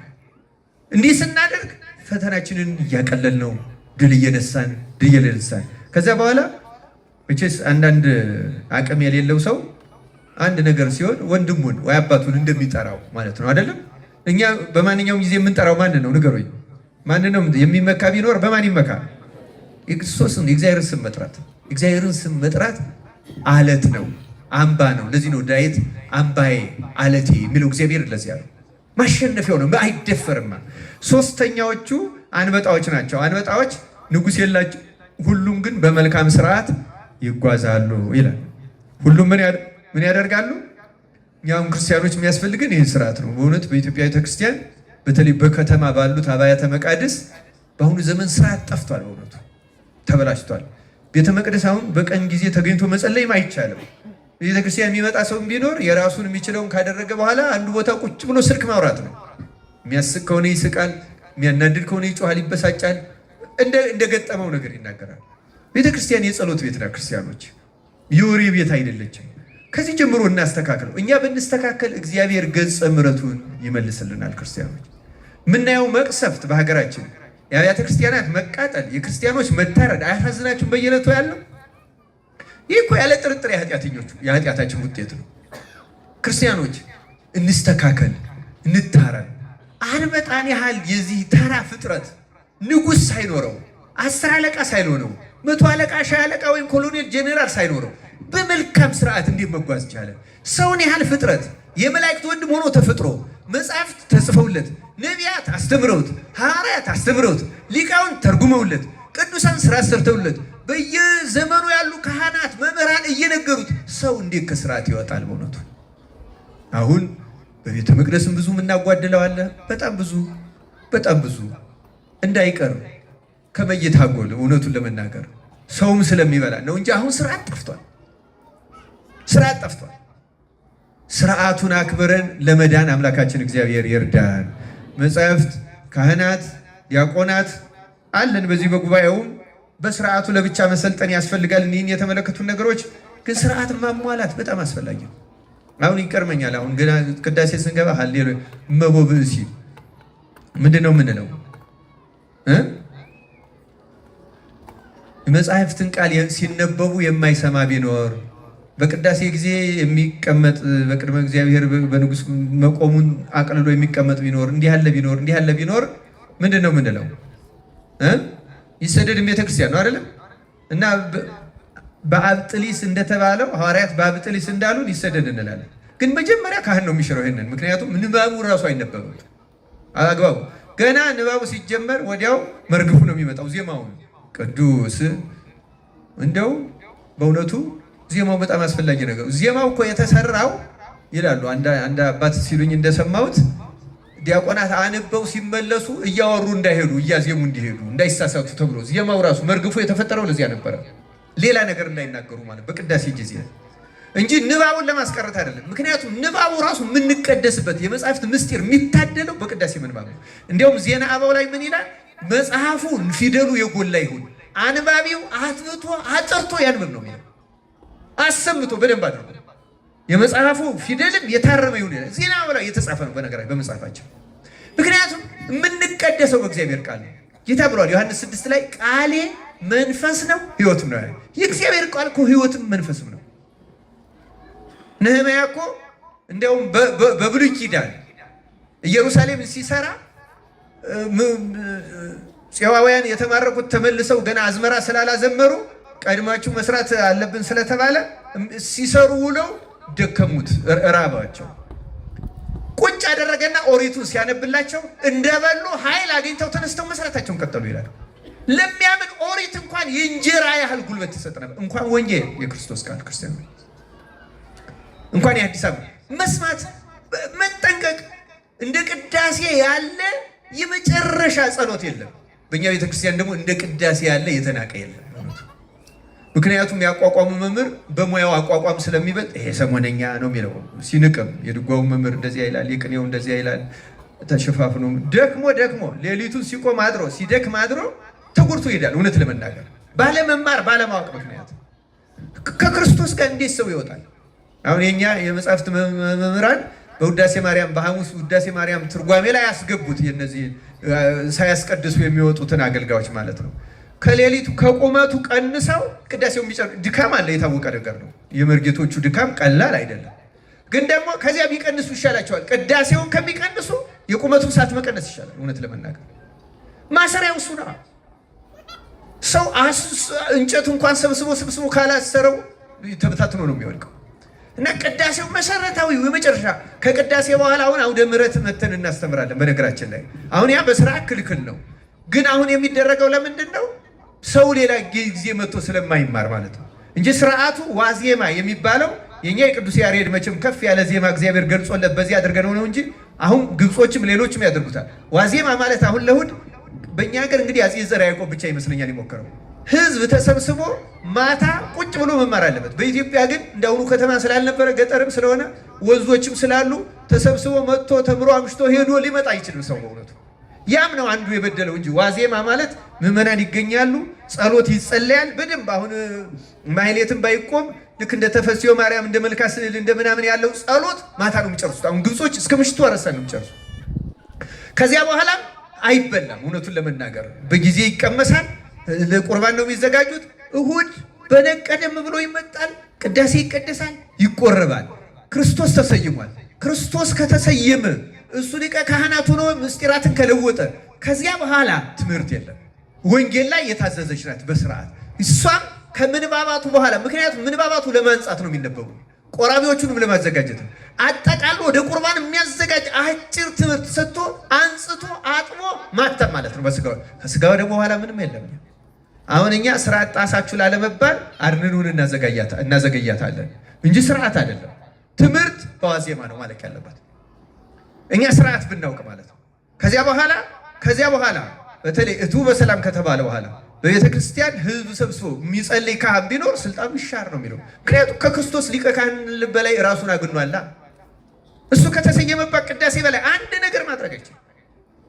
በተቀደሰበት መቅደስም አሁን ሁለት ቤተ መቅደስ በአንድ ግቢ ውስጥ ይሰራሉ በሌሎች ሀገሮች። ያ የሚሰራበት ምክንያት አሁን ሰለጠነ ዘመን ሆነና ፋብሪካ አድረው የሚመጡ ለቅዳሴ ያደርሳሉ። ክርስቲያን ከሆነ ደግሞ እሁድ ማስቀደስ አለበት፣ አይቀርም። እንደኛ ዝም ብሎ ሲፈልግ መምጣት ሲፈልግ መቅረት የለም። ነፍስ አባቱም ይቆጣጠራል። ሲሪየስ ነው። ስለዚህ ምን ያደረጉ እነ ሩሲያ እነ ግብፅ ሁለት ቤተ መቅደስ ያደርጋሉ። ግብጾች እንኳን በመንበር የሚያደርጉታል። ሩሲያዎች ግን በፍጹም አያደርጉትም። ጠዋት በ12 በነግ ተኝተው ላደሩ ይቀድሱላቸዋል። ፋብሪካ ላደረው ደግሞ ቤቱ ገብቶ ልብስ ቀይሮ ገላውን ታጥቦ ከቻለ 1 ሰዓት 2 ሰዓት እንቅልፉን አስታክሶ 4 ሰዓት ላይ ይደርሳል። 4 ሰዓት በሌላ መቅደስ ቅዳሴ ይገባል። ምክንያቱም ሰንበት ሳያስቀድስ አይውልም። ሰው እንዴት ይውላል? ክርስቲያን ሆኖ እንዴት ክርስቲያን ሆኖ ሳያስቀድስ? አሁን ግብጾች የእስላም ሀገር ስለሆኑ እሁድ የስራ ሀገር ነው በእነሱ። ስለዚህ ቀኖናቸውን ሲኖዶስ ተሰብስቦ ስራ ለዋሉት ማታ ቀድሳለሁ እንጂ ሰንበትን ሳልቀድስ አላሳድርም ብለው እሁድ ማታ የሚቀድስላቸዋል። ይገርማቸዋል። ምክንያቱም ክርስቲያን ሆኖ እሁድ ካላስቀደሰ መቼ ያስቀድሳል? እዚያ ድረስ የወሰዳቸው ህዝቡን ለማዳን ነው። ክርስቲያኖች ስርዓት እንደዛ ነው የሚደረግ። ሰውን ማዳን ነው ዓላማው፣ ማዳን ብቻ ነው። ሌላ ዓላማ የላትም ቤተክርስቲያን። እንግዲህ አንበጣዎች በመልካም ስርዓት ይሄዳሉ የሚለው ነው መነሻችን። ስርዓትን በሲኖዶስ ይስተካከላል፣ ይሻሻላል። ሰውን ለማዳን የሚደረገው ነገር ይደረጋል። ከዚያ ውጭ ግን እንደ ቅዳሴ የከበረ አሁን እኛ እና እነሱ አንድ ልዩነት አለ። ለምሳሌ እኛ ስጋ ወደሙ የተቀበለ ሰው አፉን ይይዛል አይዝም? እንደዚህ በጨርቅ በመሐረም ይይዛል አይዝም? እነሱ አያስይዙም። ለምን? ደሙ በከንፈሩ ላይ እንኳን ካለ ስቦ መጦ ይውሰደው እንጂ በጨርቅ ከነካው ግብጾች ጨርቁን ይቀሙታል። ምክንያቱም የክርስቶስ ደም የነካውን ጨርቅ ያለ ካህን ማንም ስለማይነካው ምዕመን ቤቱ መውሰድ አይችልም፣ ይቀሙታል። ሌሎቹ ደግሞ ምንድነው የሚያደርጉት? ከተቀባዮቹ ስር እንደ ሰፊ መጋረጃ እንደዚህ የታጠፈ በሁለት የሚጃይ መሐረም የሚመስል ይይዝና እንዳይነጥብ ማለት ነው። ለስጋው ደግሞ የሚደረገው ጥንቃቄ አይመስላችሁ በሌሎቹ። አሁን እኛ ግድ የለሽ ነው። እንደዚህ አድርጎ ከከንፈሩ ስር ካህን ነው የሚይዝለት፣ ቄስ ስልጣነ ክህነት ያለው ዲያቆንም አይደለም። ምክንያቱም የክርስቶስን ደም ካለ ካህን መንካት አይችልም። መንካት ስለማይችል እንደዚህ ያለ መሐረም ይዞ ከንፈሩ ላይ ካለ ካህኑ ያብስለታል እንጂ ምዕመኑ አይነካትም። ጥንቅቅ ያሉ ናቸው። ደሙ የከበረ ነዋ። ያለ ካህን መልአክ እንኳን እኮ የማይነካ የእግዚአብሔር መልአክ እንኳን አይነካትም። ቅስና የሌለው ሰው አይነካትም። ስርዓቱ ጥንቅቅ ያለ ነው። ቤተክርስቲያን የከበረች ናት። ክርስቲያን የክርስቶስ ቤት ናት፣ አካሉ ናት፣ ሙሽራው ናት። በዚች ቤተክርስቲያን ውስጥ እንደፈለጉ ማውራት መንቀሳቀስ ነውር ነው፣ ክልክል ነው። ክርስቲያን ስርዓት ውስጥ መግባት አለብን። የወንዱ የሴቱ መውጫ መግቢያውን ማደበላለቅ የለብን። ይህ ዘመናዊነት ሊበረዘው አይገባም። ድነትን ሊሻሽለው የሚችል ምንም ነገር የለም። ክርስቲያኑ ቅዳሴን ማክበር መጠንቀቅ አለብን። ካህናት ለአመችነቱ ብለው ሌሊት መግባት የለባቸው። እውነት ለመናገር ይህም ስርዓት የጣሰ ነው። ቆራቢ ከበዛ በሁለት በሶስት መንበር መቀደስ፣ 6-7 ካህን ማሰለፍ፣ ካልሆነም ደግሞ ወየው ቆርቦልን ነው ቆመንስ ብንውል ምነው ቆመን በኋላ ቆራቢው በዝቶ ያደለው እንደ ዜና ማርቆስ ፀሐይ አቆመው ያቆርብ ነበር። በእውነቱ ፀሐይን ኢያሱ በገባው እንደ ዜና ማርቆስ ገድለኛው እንደዚህ ሞረት ሸዋ ፀሐይን ገዝተው አቆርበዋል። አልበቃ ብሏቸው መሽቶ ፀሐይ እስኪጠልቅ ክርስቲያኖች በዚህ ምክንያት መዋከብ የለብንም። ከቅዳሴ የሚበልጥ ሌላውን ግን ማሳጠርና ማስተካከል ይቻላል። መርጌቶቹ መመካከር፣ በዚህ ሰዓት እንቁመው፣ ይህንን በለው። ምክንያቱም ዋናው እግዚአብሔር ብዛቱን አይደለም የሚሰማው ጥራቱን ነው፣ ንጽህናውን ነው የሚሰማው። እውነቱን ለመናገር አስተካክሎ ማድረግ ይቻላል። በእውነቱ ቅዳሴው ላይ ግን ድርድር መኖር የለበትም። እሱ ነው የሚሰየምበት። ምናፍረው እኛ ነን፣ ምንቀጣው እኛ ነን። ፍርድም በደብተራ በድንኳን ከካህናት የሚጀምረው በዚህ ምክንያት ነው፣ በምስጢራት ምክንያት ነው ከካህናት የሚጀምረው ፍርድ። ስርዓት ያስፈልጋል። ክርስቲያኖች ስርዓት ጠብቀን ለመኖር ያብቃን። ስለዚህ ከአንበጣዎች ማነስ የለብንም። የመጨረሻዎቿ እንሽላሊት ናት። እንሽላሊት በእጅ ትያዛለች፣ በነገስታት ግቢ ግን ትኖራለች ይችላል። በማን ግቢ ትኖራለች? አቡሊዲስ የተባለ የቤተክርስቲያን ሊቅ በነገስታት ነው ያለ፣ በንጉስ አይደለም። ነገስታት ያላቸው ስላሴን ነው። ነፍስ እንደ እንሽላሊት ደካማ ናት፣ ሰይጣን ሊጨብጣት ይችላል። እውነተኛ ክርስቲያን ሆና በንጽህና ተግታ ኖራ በእውነቱ በተለይ በቅዳሴ ተመስጣ የምታስቀድስ ከሆነ ግን ወደ ስላሴ ግቢ ትገባለች ይላል። ወደ ስላሴ ግቢ ለመግባት ያብቃል። እንደ አጋጣሚ እናንተ አጥቢያ ቤተክርስቲያናቸው የማን ነው? እዚህ መሪ ስላሴ እዚህ ግቢ ውስጥ መግባት ማለት አይደለም። ክርስቲያኖች የስላሴ ግቢ የምትባለው ማናት? ቅድም ያነሳዋት አማናዊት ቤተክርስቲያን ናት። እሷ ማናት? እዚህ ከቅዳሴው አንድ ቃል ላሰማችሁማ፣ መግቢያው ላይ ያለውን ትሰማላችሁ ክርስቲያኖች። ብዙ ቦታ በአማርኛ ስለማይነበብ ምዕመናን አይሰሙትም። ግን በአማርኛ ቢነበብ እማጸናለሁ በእውነቱ በየቦታው ካህናት ቢሰሙት ማለት ነው። ይሄ እንደ ጸሎተ ንስሐው ማለት ነው። እንዲህ ይላል። ለምሳሌ ይሄ ቅዳሴው መግቢያ ሁለተኛው ምዕራፍ የባስልዮስ ስርዓት ላይ ለቄስና ለዲያቆን ለሕዝቡም ሁሉ የሚገባ በየጊዜው ሁሉ ሊሰሩት የሚገባ የቅዳሴ ስርዓት ነው። እንደ አባቶቻችን ስርዓት ቄስም ቢሆን ዲያቆንም ቢሆን በቅዳሴ ጊዜ መጀመሪያ ይህን ቃል በግድ ያንብብ። በምን ያንብብ? በግድ ከቅዱስ ምስጢር የሚቀበሉትም ሁሉ በማስተዋል ይህን ይስሙ፣ በማስተዋል ይስሙ። እንዲህም ይበል ይላል፣ ወንድሜ ሆይ ኃጢአትህን እያሰብክ በዚህ ልቡና ኑር፣ ይቅርታንም ታገኝ ዘንድ ስርየትን ለምን። ስለ አንተም ስለ እነሱም ንጹሕ የሚሆን መስዋዕቱን በሚያቀርቡበትና በሚያሳርጉበት ጊዜ ከቤተ ክርስቲያን ሳትወጣ ስለ አንተ የሚያቀርብና የሚጸልይ ካህኑን አትተወው። ከሚያስወጡት ካልተጠመቀው ጋር አብረህ እንዳትሄድ በቤተ ክርስቲያን ኑር እንጂ የካህኑንም ቃሉን አድምጥ፣ ስለ አንተ ስለ ኃጥአንም ሁሉ የሚለምነውን ስርየት ስማው፣ አምላካቸው ይቅር ይላቸው ዘንድ። አንተ ሰው ይላል የኃጢአት ስርየትን ልታገኝ ከወደድ ከቤተ ክርስቲያን ለምን ትወጣለህ? ሌላው አንገቱን ዝቅ አድርጎ ስለ አንተ ምሕረትን ይለምናል፣ አንተስ ለምን ስራ ፈት ትሆናለህ? በዚህ ጊዜ በልቡና ከአንዱ ሀገር ወደ አንዱ ሀገር ትመላለሳለህ። መርዓዊ ሰማያዊ በሚሆን በክርስቶስ ማህተም የታተምክ ስትሆን፣ ነገር ግን ይላል አድምጡ ክርስቲያኖች፣ ይሄ መጨረሻው። ነገር ግን ቤተ ክርስቲያን ወደ ውጭ ታወጣሃለች፣ ለዘላለሙ ወደ እርሷ እንዳትገባ ደጆቿን ትዘጋባሃለች፣ ባዕድ በመካከሏ አይገኝምና ይላል። በዚህ ከመቀጣት አምላካችን እግዚአብሔር ያደነን። ቤተ ክርስቲያን ያልኳችሁ ቅድም ያልኳችሁ ሥላሴ ያሉ ክርስቶስ ሊቀ ካህናት ሆኖ ይሰየማል። እመቤታችን አለች፣ ጻድቃን፣ ሰማዕታት፣ ነቢያት፣ ሐዋርያት፣ ቅዱሳን መላእክት አሉ። መላእክትንም ሰራዊተ መላእክቱ ለመድኃኔዓለም ይቀውሙ ቅድሜው እንላለን አይደለም? ከበውታል አሉ። ከዚያ እዚህች ህብረት ውስጥ በንስሐ ልቡናቸውን ስብር ያደረጉ ከዚህ ከአስቀዳሾቹ መካከል እውነተኛ ተነሳሃያን ኃጥአንን መንፈስ ቅዱስ ይጨምራቸዋል። ስማችሁን ያዙ። ተነሳሃያን ኃጥአን በሉ እስቲ ተናገሩ። ኃጢአተኞች ሁለት አይነት ነን። ንስሐ የሚገባና ንስሐ የማይገባ። ንስሐ የሚገባ ማለት በካህኑ ጋር በየሆነ ጊዜ እየሄደ የሚናገር ማለት ብቻ አይደለም። ዘወትር ኃጢአተኛ ነኝ ብሎ በእግዚአብሔር ፊት በኃጢአተኝነት ታምኖ የሚኖር ማለት ነው። በሊቃውንት አነጋገር ተአምኖ ኃጣው ይባላል። ኃጢአተኛ ነኝ ብቻ ብሎ የሚያምን እኔ በእግዚአብሔር ፊት ፍጹም ኃጢአተኛ ነኝ ብሎ ይሄ ታምኖ ኃጣ ያለው ተነሳሂ ኃጥእ ይባላል። ይህንን መንፈስ ቅዱስ ይደርበዋል። ሌላው ቀርቶ ቅዳሴው አንዳንዶቹን ቃላት ብትሰሟቸው አንድ ሰው እኔ እሰግዳለሁ፣ እጾማለሁ፣ እጸልያለሁ፣ እንዲህ አደርጋለሁ፣ እተጋለሁ፣ ደህና ነኝ፣ ብቁ ነኝ ብሎ እንዳያስብ የሚከለክል ነው ቅዳሴው። ምክንያቱም እያንዳንዱ ካህኑ እጁን ሲታጠብ በተናጽኦ ጊዜ የሚያለው ብቻ አይደለም። ነጽር ሲል አስተውል ይላል። ቅድሳት ለቅዱሳን ይላል ቄሱ። የተቀደሰው ስጋና ደም ነፍሱ ለተቀደሰች ብቻ ይላል። የዚያ ጊዜ እኛ ምን እንላለን? በእግዚአብሔር ፊትማ ማንም ቅዱስ የለም፣ አሐዱ አብ ቅዱስ፣ አሐዱ ወልድ ቅዱስ፣ አሐዱ ውእቱ መንፈስ ቅዱስ ነው የምንለው። በስላሴ ፊት ማንም ቅዱስ ለስጋው ደግሞ የሚበቃ የለም ብለን ኃጢአታችን እናምናለን። ይህን ስናምን ካህኑ እግዚአብሔር ምስለ ኩልክሙ የእግዚአብሔር መንፈስ ከእናንተ ጋር ይሁን ይልና ወዲያው 41 ጊዜ እግዚኦ መሐረነ ክርስቶስ ይባላል። ልክ 41 ጊዜ እግዚኦ ከተባለ በኋላ እንደገና ካህኑ ዲያቆኑ እለ ውስተ ንስሐ ሀሎክሙ አትቱ ርእሰክሙ፣ በንስሐ ውስጥ ያላችሁ ራሳችሁ ምን አድርጎ ይላል፣ ዝቅ ዝቅ።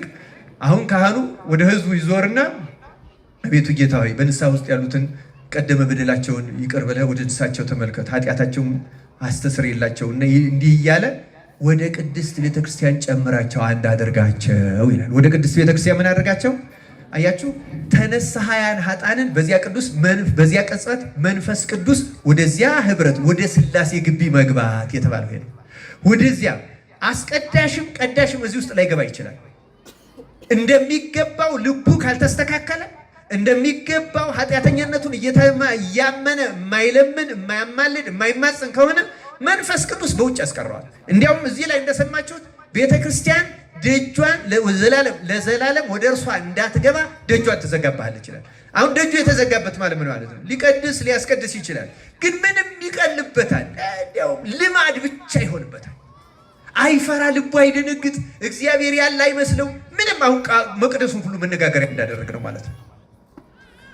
ይህ ምድንድን ይባላል። ይህ ቤተክርስቲያን ስትዘጋብን፣ ልቡናችን ሲዘጋ አውጥታ ስትጥለን፣ መንፈስ ቅዱስ አልቀበለን ሲል ምንም ቀልድ ነው ለኛ። እግዚአብሔር እንደዚህ ከመሆን በቸርነቱ ይጠብቀን። ይኸው እንሽላሊት በነገስታት ግቢት ነው። ሰው ትህትና ካለው እንደ እንሽላሊት ደካማ እንኳ ቢሆን ስላሴ ወደ ግቢያቸው ያስገቡታል። ወደዚህ የቅዱሳን ህብረት ይደምሩታል። የደነደነ በልማድ የሚወጣ የሚገባ አውቀዋለሁ ምናምን የሚታበየውን ደግሞ ቤተክርስቲያን ደጇን ትዘጋበታለች፣ ምንም ከምስጢር። ስለዚህ አፍያዥ፣ ቀልደኛ፣ ቧልተኛ ሆኖ ይቀራል። ዝም ብሎ በሚቀልደው ይቀልዳል፣ በማይሳቀው ይስቃል። ያወቀ የጠነቀቀ ነው የሚመስለው። ይሄ ግን መንፈስ ቅዱስ የዘጋበት ነው። እንደዚህ ከመሆን አምላካችን እግዚአብሔር ይጠበቀ። የተወደዳቸው የእግዚአብሔር ቤተሰቦች ከነዚህ ጥቃቅን ፍጥረታት ተማሩ ነው የሚለን እግዚአብሔር ቃል። ከነዚህ ተምረን እንደሚገባን በገብረ ጉንዳኗ እንደምትተጋው በጾም ወቅት ተግተን ቃል እግዚአብሔርን ሰምተን ነፍሳችንን አስመክረን ከእግዚአብሔር ጋር ለመታረቅ ያብቃን።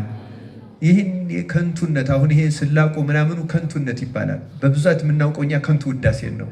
ቅድም ከዘረዘርኳቸው ዋና ኃጢአቶች አንዱ ከንቱነት ነው። ከንቱነት የመለፍለፍ፣ የመሳቅ፣ የሚያፌዝ ይሄ ከንቱነት ይባላል።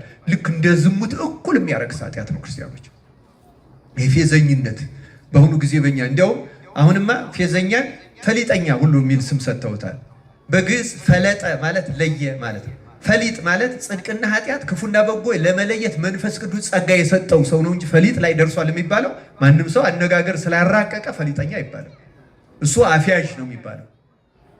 በጣም ትልቅ ጸጋ ነው። ለፈሊጥ የበቃ ይላል መጽሐፍ ቅዱስ። ለፈሊጥ የበቃ ማለት ለጸጋ መንፈስ ቅዱስ የበቃ ብቻ ነው። ፈሊጥ ማለት እኮ ርኩስ መንፈስና ቅዱስ መንፈስን ይለያል። ለስጋው ደግሞ የበቃውንና ያልበቃውን ይለያል። ፈለጠ እኮ ለየ ነው፣ ለመለየት የበቃ የሚደረገው እና ይደረገው ለማወቅ ለመለየት የበቃ እንጂ በውር ድንብሱ የሚሄድና ዝም ብሎ ነገር እያራቀቀ ሰው ሲያስቅ የሚውል ፈሊጠኛ አይደለም። እሱ ከንቱነት ከሚባለው ከስምንቱ ዋና ዋና ኃጢአቶች አንዱ የሰለጠነበት በዚያ መንፈስ የታሰረ ነው። መላካችን እግዚአብሔር ከእንደዚህ ያለው ደዌ ይፈውሰን፣ ይቆየን። ወስብሐት ለእግዚአብሔር።